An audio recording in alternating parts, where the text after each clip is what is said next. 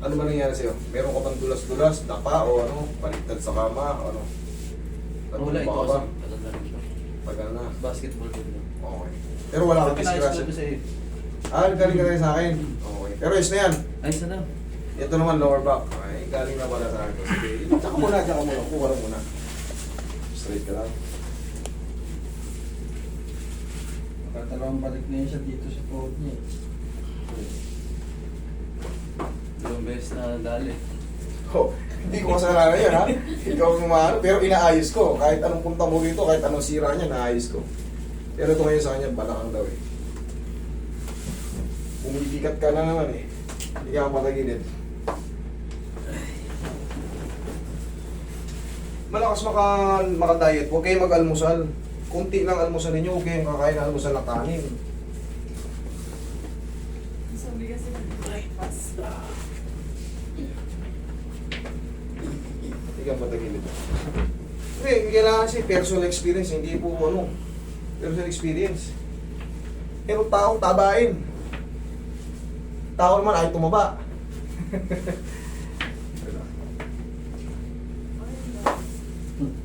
Tapa. Ang daming tulog na.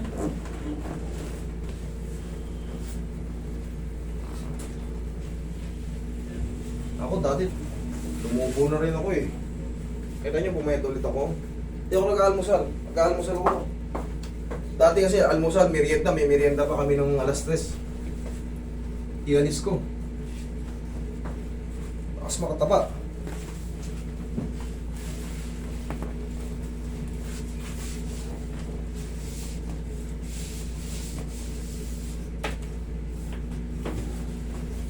Pero kung kayo yung nagtatrabaho at hardworking kayo, mag-almusal kayo, ah.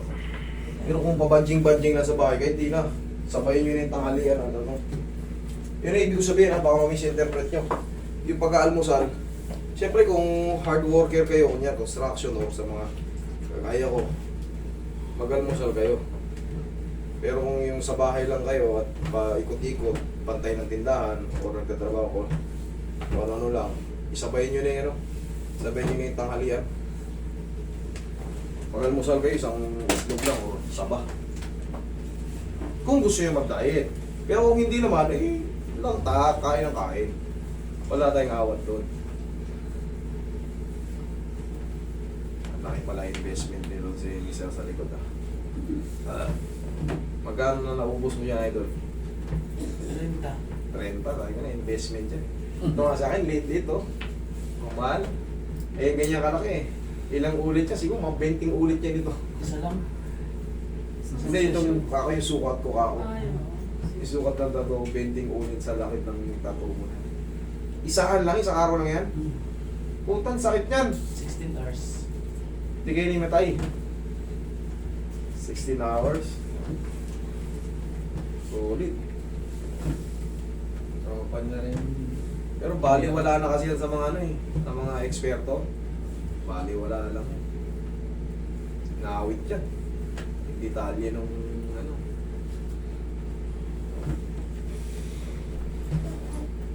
Pero mas maganda, sabi nga nung mga ano, mas magaganda pa raw magtattoo ng malalakihan. Mga tattoo artist kaysa yung mga ano, madetalye, malinit. Tihaya ka.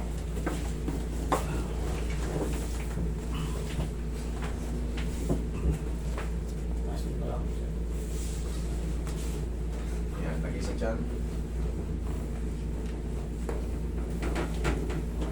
Okay, relax lang. Inhale. Exhale.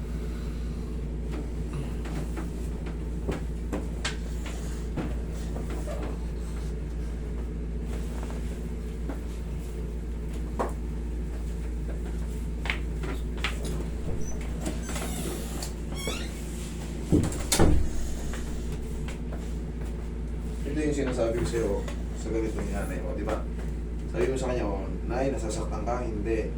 Sige. Sige, laglag mo lang, Nay. Laglag mo lang. Tunog.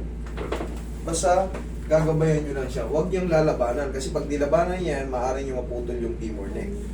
Relax. Sige, oh, nasasaktan ka, Nay. Oh, may sakit ng konti. Relax. Hindi na nyo lang konti. Hindi yung nakaangat pa ng ganito. Yan yun. Sigurado, fracture buti yung upo ka. Basta palagi nyo tatandaan, tatanungin nyo yung pasyente. Tapos, kailangan connected kayo sa kanya. Relax, relax, relax. Hindi yung nakalaban siya at ilalaban mo rin. Siyempre, mas malakas ka kasi ikaw yung nakapwersa, ikaw yung nasa taas eh.